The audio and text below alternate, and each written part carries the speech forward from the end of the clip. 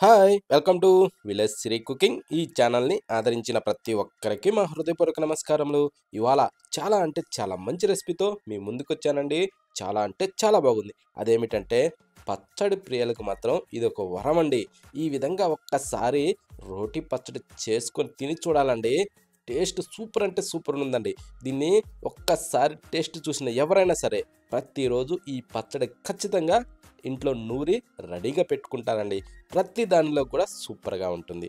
ఎలా చేయాలంటే ముందుగా మనం పచ్చిమిరపకాయలు తీసుకోవాలండి. ఓకేనా? ఈ మంచి గ్రీన్ పచ్చిమిరపకాయలండి. ఇవి ఎలా అంటే కొంచెం స్పైసీ తక్కువగా ఉంటుంది. ఓకేనా? కానీ టేస్ట్ చాలా బాగుంటుందన్నట్టు. ఈ స్పైసీ ఏందంటే ఇవి చూసుకునేసి మనం పచ్చిమిరపకాయలు ఎన్ని తీసుకోవాలో దాన్ని బట్టి ఆలోచించి తీసుకోవాలండి. ఓకేనా? ఇప్పుడు నేనైతే దాదాపు ఒక 20 దాకా తీసుకున్నానండి పచ్చిమిరపకాయలు. అంటే ఇందులో కొంచెం కారం తక్కువగా ఉన్నాయండి ఈ పచ్చిమిరపకాయలు. ఓకేనా? కొంచెం కారం తినేవాళ్ళు అన్ని తీసుకోవచ్చు. లేదంటే తగ్గించుకోవచ్చు. కానీ ఇవి తెచ్చిన తర్వాత శుభ్రంగా కడిగి ఆ తర్వాత తొడాలన్నీ ఒలిచేసుకోవాలండి. వీటిలో ఏందంటే నేను ఒక 2, 3 పండు మిరపకాయలు గూడా తీసుకున్నాను. ఎందుకంటే టేస్ట్ బాగుంటుందండి. ఒకసారి అలా ట్రై చేసి చూడండి. ఇలా ఏందంటే శుభ్రంగా తొడాలన్నీ ఒలిసిన తర్వాత ఇప్పుడు మనం ఏం చేద్దామంటే ఇవి మనం ఫ్రై చేయటానికి అయితే పచ్చిమిరపకాయని పిన్నిస్తైనా సరే మధ్యలో గీతైనా పెట్టుకోవచ్చు. అంటే పొట్ట భాగంలో. లేదంటే ఇలా ఇరిసి అందులో వేసుకోవచ్చు. ఎందుకంటే మనం ఫ్రై చేసేటప్పుడు చిటాపటా అంటూ ఎగిరి మీద పడకుండా ఉంటాయండి. ఓకేనా?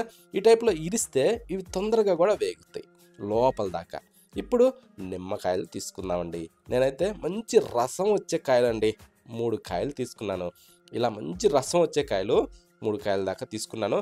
ఒకవేళ రసం తక్కువుంటే కొంచెం ఎక్కువ తక్కువ గూడా తీసుకోండండి. ఎందుకంటే ఆ స్పైసీలోకి ఈ నిమ్మరసం అన్నది కాస్త అలా పడిందంటే టేస్ట్ ఎంత బాగుంటదంటే అంత బాగుంటుంది. ఓకేనా? ఇవి ఇప్పుడు మనం ఏం చేద్దామంటే ఈ నిమ్మకాయలన్నింటినీ ఒక గిన్నెలోకైతే ఇలా ఒక టీ జాలి గెంటి గాని ఇలాంటి దాని సహాయంతో ఈ టైప్‌లో పిండుకుందామండి. అంటే ఈ రసాన్ని.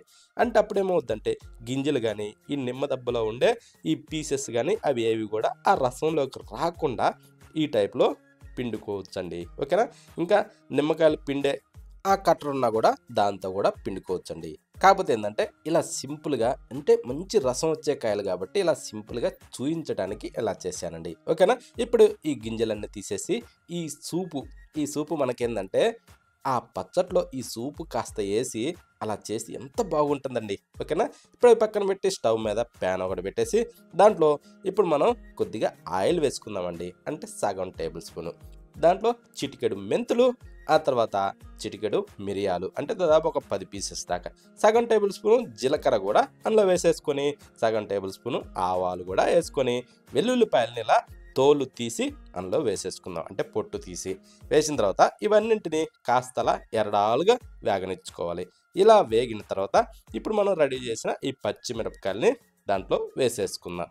వేసిన తర్వాత ఇప్పుడు వీటిని ఇలా సన్న మంట మీద బాగా వేగనిచ్చుకోవాలండి. అంటే మాడకుండా బాగా వేగాలి.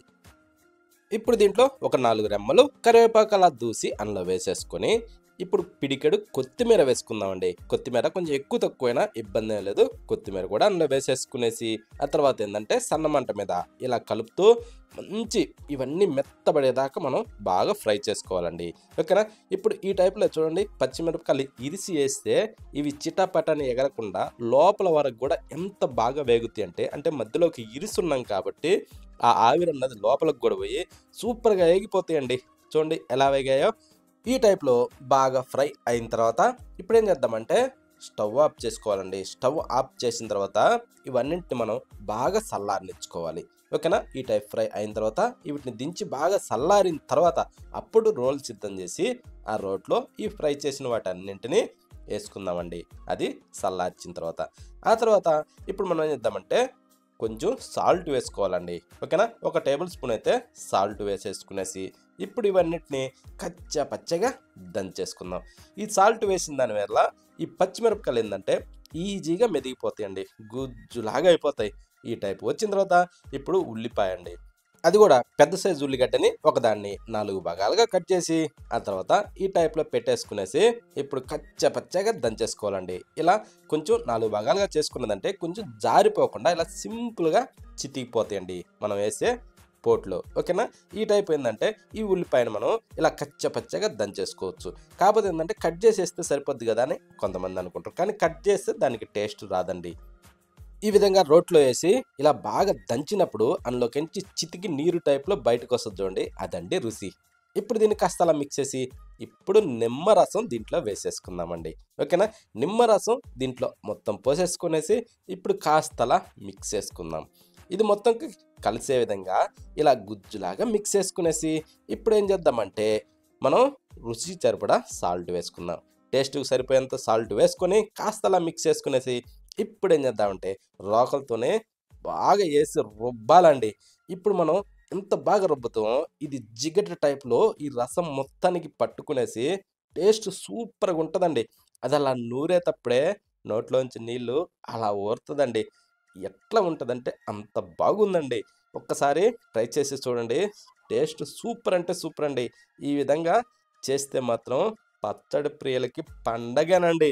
ఈ విధంగా ఖచ్చితంగా చేసి చూడండి. ప్రతిరోజు మీరు ఏది చేసినా ఇంట్లో సాంబార్ చేసుకున్నా, పప్పు చేసుకున్నా, రసం పెట్టుకున్నా సరే ఏది చేసినా ఈ పచ్చడిని మాత్రం ఖచ్చితం నూరి పెట్టుకుంటారండి. అంత బాగుంది ఈ పచ్చడి. ఒక్కసారి ట్రై చేసిన వాళ్ళు ఎవరైనా సరే వదిలేపెట్టరండి. ప్రతిరోజు ఈ విధంగా ఖచ్చితం నూరి పెట్టుకుంటారు. ఒక్కసారి వేడి వేడి అన్నంలో ఈ పచ్చడిని వేసుకొని కాస్త తింటుంటే పుల్ల పుల్లగా, కార కారంగా ఎంత బాగుంటదంటే అంత బాగుందండి. ఒక్క ముద్ద తినేటోళ్ళు ప్లేట్ మొత్తం లాగించి మరి పక్కకు జరగరండి. అంత బాగుంది. ఈ విధంగా ఖచ్చితంగా ట్రై చేయండి. గొంతు కొంచెం మారినందుకు క్షమించండండి. జలుబు వల్ల అలా ఉన్నది.